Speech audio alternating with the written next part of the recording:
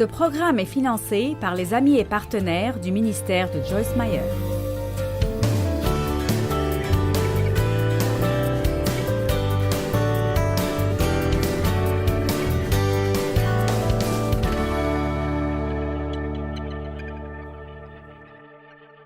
Nous allons parler de l'intégralité physique, de la santé physique. Je vous parlerai aujourd'hui de votre corps. Que pensez-vous de cela? Je le ferai de toute façon, alors vous feriez mieux d'aimer cela. Êtes-vous des investisseurs ou des joueurs? Qu'est-ce que je veux dire par là? Eh bien, investissez-vous dans la bonne santé maintenant pour récolter la bonne santé plus tard? Ou est-ce que vous ne faites rien pour vous occuper de vous-même et vous abusez de votre corps en pensant que vous vous en tirerez? Comment abusez-vous de vous-même? Eh bien, si nous disions trop de stress, ou bien être surchargé, trop engagé, et ne pas avoir un vrai équilibre dans votre vie, ne pas vous reposer assez, ne pas rire assez, ne pas prendre de temps de congé. Ou peut-être pas assez de sommeil.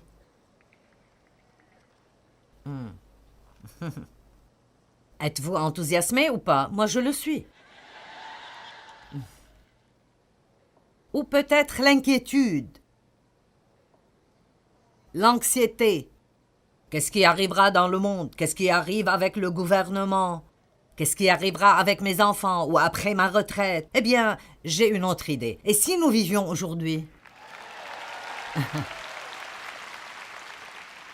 Je veux dire, vraiment, pourquoi n'avoir ni regret ni crainte? Et découvrons vraiment ce qu'aujourd'hui détient pour nous. Ou bien un mauvais régime? Eh bien, chérie, je suis ici pour t'aider aujourd'hui.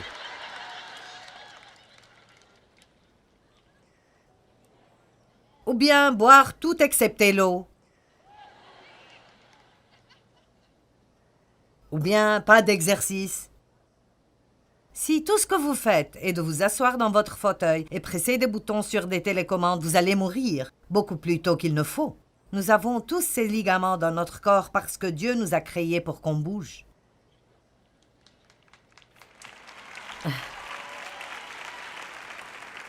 Maintenant, quelqu'un pense probablement, eh bien, attends une minute, j'ai beaucoup de problèmes. Je ne suis pas venu ici pour parler de mon corps. Laissez-moi vous dire pourquoi ceci est important. Comment vous vous sentez physiquement? Comment vous prenez soin de vous-même ou ne prenez pas soin de vous-même affecte toutes les autres régions de votre vie.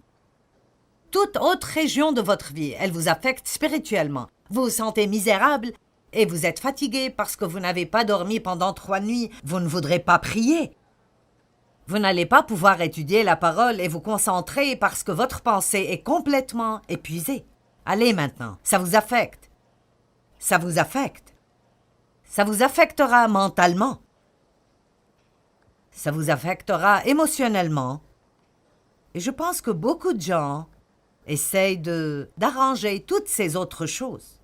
Ils veulent être forts spirituellement, ils veulent être stables, ils ne veulent pas s'inquiéter tout le temps, mais ils font un travail misérable quand il s'agit de s'occuper d'eux-mêmes et ils se sentent mal tout le temps. Dieu ne nous a pas créés pour que nous nous sentions mal. Il ne nous a pas créés pour que nous ayons mal partout de notre tête jusqu'au bout de nos pieds. Je ne pense pas que c'est le meilleur que Dieu a pour nous si nous devons vivre dans un bureau de docteur et dépenser tout notre argent en payant des factures médicales. Merci Dieu pour toute l'aide médicale. Je l'utilise aussi, mais je ne pense quand même pas que c'est le meilleur que Dieu a pour nous. Et je crois que le stress est la cause de maladie numéro 1. Parce que le malaise, c'est quand vous n'êtes pas à l'aise. Et moins nous sommes à l'aise, plus nous avons des maladies. Ma fille m'a raconté une histoire intéressante. Elle a dit que je pouvais partager ceci avec vous. Elle a dit, j'ai juste eu une semaine très, très difficile. Elle a dit, je veux dire, j'ai agi vraiment mal. Elle a dit « Je me suis énervée plusieurs fois et j'ai mal agi avec ma famille. J'ai dû leur demander pardon. » Elle a dit « Je me suis énervée à la salle de gym. Et j'ai dit des tas de choses là-bas que je n'aurais pas dû dire. » Et elle a dit « J'ai eu une semaine difficile. » Et elle est vraiment une bonne fille et elle aime vraiment Dieu. Donc, cela ne ressemble pas à son caractère. Et elle a dit « Quand je me suis arrêtée pour... » Écoutez, elle a dit « Quand je me suis arrêtée pour prier. » Et elle a dit « J'ai beaucoup pleuré. » Je combattais le découragement. Donc, nous avons tous ces problèmes mentaux et émotionnels. Et elle planifie, et donc elle aime accomplir des choses. Elle travaille dur et elle aime accomplir des choses. Eh bien, quand quelque chose d'autre arrive, ce qui se passe toujours, est-ce que quelqu'un a remarqué que votre plan ne marche juste pas à 100%? Et des choses folles comme qu'elle devait faire quelque chose et elle est restée au téléphone pendant 1h45 à attendre pour pouvoir s'occuper de cette chose. Et quand elle est finalement arrivée à une personne vivante, juste quand ils étaient prêts à finaliser la conversation, l'appel a été déconnecté. Et elle a dû tout faire de nouveau. Et elle et sa famille, ils allaient à l'île du Prince-Édouard en vacances cette année, et c'est au Canada. Et elle était totalement inconsciente du fait que son passeport était expiré. Et son mari a demandé « Est-ce que nos passeports marchent toujours ?»« Je ne sais pas. » Ils ont cherché et bien sûr, ils étaient expirés. Ils ont pensé que ce serait facile d'en faire un. Ils ont découvert que ceci était un cauchemar aussi. Je ne suis même pas sûre qu'ils les auront à temps. Ils attendent au bureau de poste, ils attendent dans la file, etc., etc., etc. Donc, ça l'a juste rendue folle. Vous savez, si vous vivez sur le bord,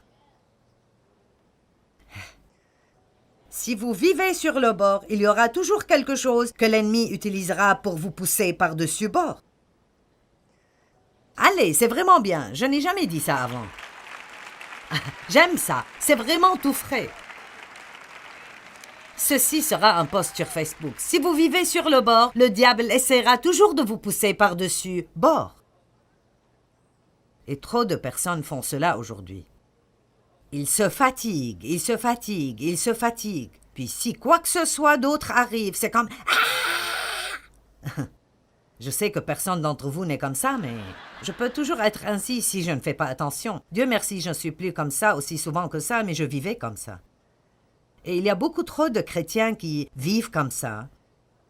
Et nous devons commencer à prendre mieux soin de nous-mêmes. Donc, de toute façon, elle a dit quand elle s'est assez calmée pour commencer à prier. Dieu, quelle est la racine de cela? Si nous continuons à voir la même chose arriver encore et encore et encore, pourquoi ne pensons-nous pas assez intelligemment pour dire « Seigneur, quelle est la racine de ce problème? » Parce qu'il y a une raison. Vous savez, si vous aimez Dieu de tout votre cœur et vous allez à l'église, vous étudiez la parole, et pourtant vous avez un mauvais tempérament, vous explosez à chaque fois que vous vous tournez, il y a une racine là que vous devez trouver. Parce que là où il y a une racine pourrie, il y aura toujours du fruit pourri.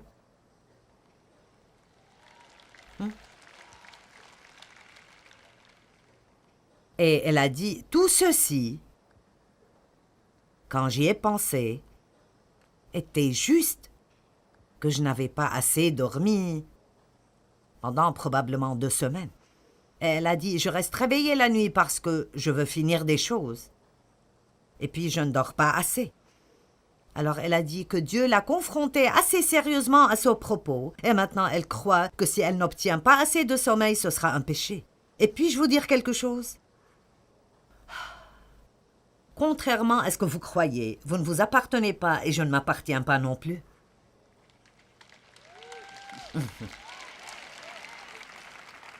Et juste pour être honnête, tout chrétien qui a cette attitude, eh bien, c'est ma vie, je peux faire tout ce que je veux. Alors vous n'avez pas encore lu la Bible.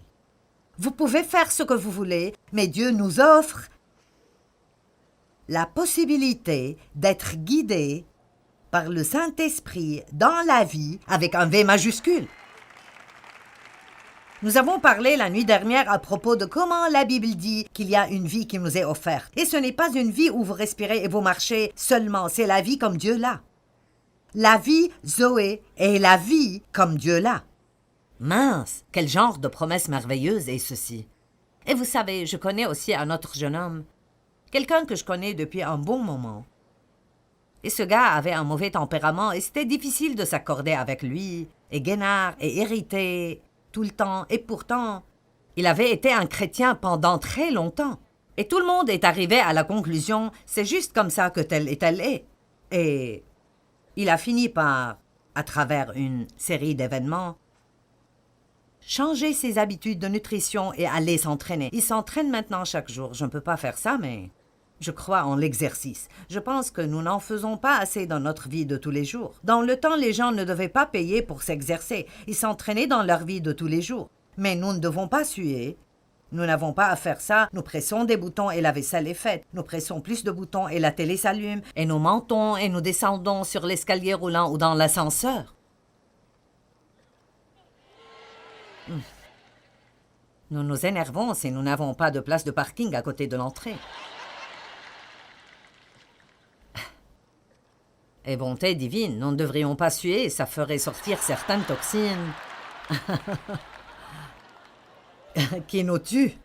Donc, c'est dur pour moi de croire le changement en cet homme dont je parle, après avoir changé son régime alimentaire et commencé des exercices. Et je vous dirai une chose, mieux vous vous sentez physiquement, mieux vous vous sentez à propos de tout. Ça vous donne plus de confiance, ça vous donne plus d'audace. Vous marchez plus droit, vous êtes plus énergétique, vous voulez être impliqué dans des choses. Et je vous dis maintenant, peut-être que vous avez une maladie et il y a des choses à propos desquelles vous ne pouvez rien faire, mais commençons à faire quelque chose à propos des choses dont on peut s'occuper.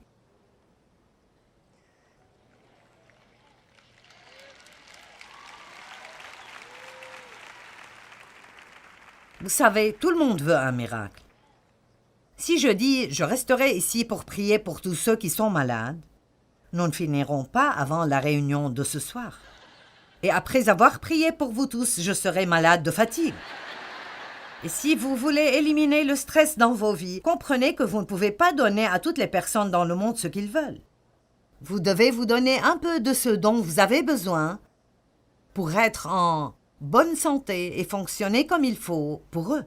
Et je veux vous dire, quoi que vous en pensiez, ce message aujourd'hui est possiblement l'un des messages les plus importants que vous entendrez, car quand Jésus nous offre une nouvelle vie, il y a un mode de vie qui va avec. Vous ne recevez pas juste Jésus pour continuer à vivre de la même façon que le monde vit. Jésus a dit « Je suis le chemin, je suis la vérité et je suis la vie ». V majuscule, et nous devons apprendre comment lui obéir. Alors, maintenant, quand je vous parle aujourd'hui de ce que vous mangez, ce n'est pas une discussion de combien vous pesez. Donc, n'entrons pas là.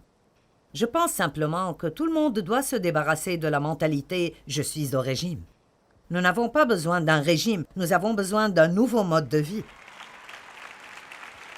Si quelqu'un fait un régime pour perdre 25 kilos, il y a probablement la mentalité « je veux perdre du poids pour pouvoir aller manger tout ce que je veux ». Eh bien, nous savons où cela mène. Vous passez toute votre vie à passer par le même cycle encore et encore. Nous ne devons plus penser « je fais un régime », mais plutôt « je vais apprendre à vivre comme il faut ».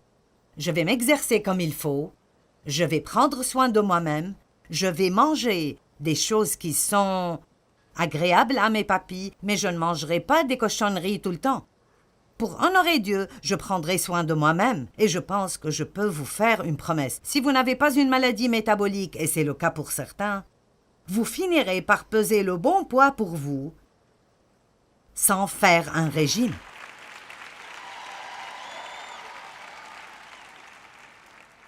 Si vous mangez comme il faut et vous vous exercez assez, vous finirez par peser ce qu'il faut pour vous. Tout le monde ne se ressemblera pas exactement. J'ai une amie qui mange plus que moi et elle pèse 50 kilos. Et c'est gênant. Est-ce que quelqu'un comprend ce que je dis? Est-ce que ça prend du sens? Très bien. Combien d'entre vous savent déjà que vous avez besoin de mieux vous occuper de vous-même? Eh bien, nous y voilà. Nous avons le bon groupe. Très bien. 1 Corinthiens chapitre 3, verset 16. Vous savez ce qui est si merveilleux pour moi dans la parole de Dieu? Cela pourrait paraître drôle si je le dis, mais la parole de Dieu n'est pas seulement spirituelle parce qu'elle est si pratique. C'est comme, oui, tout ce que Jésus a dit est esprit et est vie, mais c'est comme, ce n'est pas juste un tas de trucs religieux. Je veux dire, Dieu s'occupe de chaque domaine pratique de nos vies. 1 Corinthiens 3, 16. Maintenant, vous savez quoi? Ceux d'entre vous qui font déjà les bonnes choses, vous pouvez juste dire Amen. Amen. Juste dans votre cœur, vous dites oui, c'est bon. Amen, Amen. Et ceux d'entre vous qui ne font pas ce qui est juste, vous direz oh non, oh non, oh non. Ne discernez-vous pas que vous, toute l'Église de Corinthe, êtes le temple de Dieu et que l'Esprit de Dieu demeure en vous en permanence?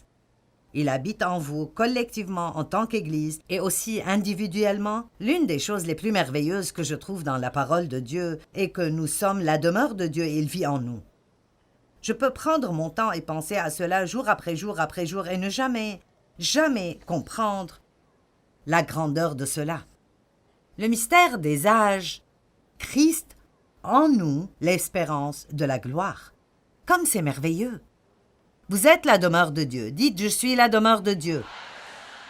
Maintenant, si quelqu'un nuit au temple de Dieu ou le corrompt avec de fausses doctrines ou le détruit, Dieu lui nuira et l'amènera à la corruption de la mort et le détruira. Car le temple de Dieu est saint, lui est sacré, et vous êtes ce temple, l'Église croyante et ses croyants individuels. Bon, d'accord, il ne parle peut-être pas spécifiquement ici de certaines des choses dont je parle aujourd'hui. Mais le principe ici est que nous ne devons pas nuire au temple de Dieu. Vous savez, beaucoup d'entre vous traiteraient le bâtiment de l'église où vous réunissez le dimanche matin avec plus de respect que votre propre corps physique.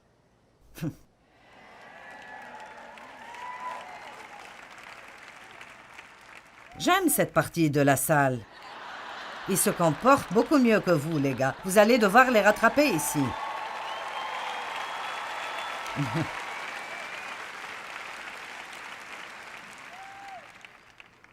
Vous savez, dans la Bible,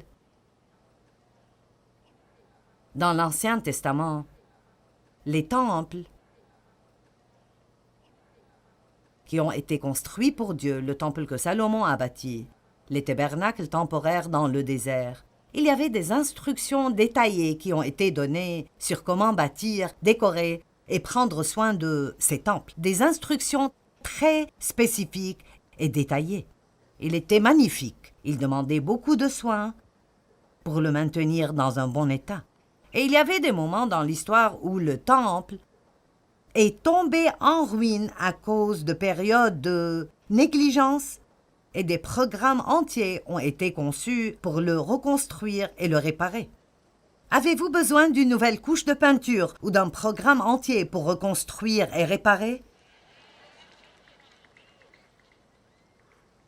Pour certains d'entre vous, ceci pourrait juste être comme faire un peu d'ajustement dans certaines choses. Je ne boirai plus autant de café et je boirai plus d'eau. D'accord. J'essaierai d'avoir 7 heures de sommeil par nuit au lieu de 4. Non? Dois-je ajuster encore plus? J'ai besoin de 8 heures de sommeil, sinon je ne serai pas agréable. Il y a eu un temps dans ma vie où je pouvais en avoir 6 pour quelques nuits consécutives, et pas tout le monde a besoin de cela. Dave a une sœur qui dort 5 heures par nuit, et elle l'a fait toute sa vie et elle se sent bien. Elle n'a juste pas besoin de beaucoup de sommeil, mais il n'y a pas beaucoup de gens comme ça. Beaucoup ont besoin de bien dormir, et très peu de gens le font. Maintenant, pour pouvoir le faire, je dois dire non à beaucoup d'autres choses. Vous regardez une femme qui est à la maison la nuit. Quand je ne suis pas en train de prêcher, je suis à la maison à avoir ma thérapie assise. Amen? Il y a beaucoup de choses que je pourrais vous dire, des dommages que j'ai causés à mon corps dans le passé à cause de mon ignorance et le fait de faire trop et d'avoir trop de stress au nom de Christ et d'essayer d'aider les gens. C'est plutôt intéressant. Vous ne pouvez pas briser les lois naturelles de Dieu, même si vous pensez que vous le faites pour le servir et vous en tirer. Je me suis rendu malade en travaillant dans le ministère. Et je peux vous montrer un autre gars dans la Bible, Épaphrodite, qui est presque mort parce qu'il travaillait si dur dans le ministère. Donc, Dieu nous dit qu'il y a certaines choses que vous devez faire pour prendre soin de vous-même, sinon les choses ne marcheront pas bien. L'une des choses que j'ai faites était de fatiguer mes glandes surrénales et donc je dois toujours supporter certains des effets de cela. Et donc, il y a un petit produit chimique dans votre corps appelé cortisol et il est supposé être haut quand vous vous réveillez. Puis il baisse quand vient l'heure d'aller au lit la nuit pour que vous dormiez. Eh bien, le mien est comme ça. Il est bas le matin et haut la nuit. Donc, pour que je puisse le baisser la nuit, j'ai besoin de 3 heures de paix et de silence absolu. Et puis, je peux aller au lit et dormir vraiment bien pendant 8 heures. Donc, cela veut dire que je dois dire non à sortir chaque nuit avec tous mes amis et à être impliqué dans tout ce qui se passe. Maintenant, vous ne devez pas faire ce que je fais, mais vous devez découvrir ce dont vous avez besoin. Allez!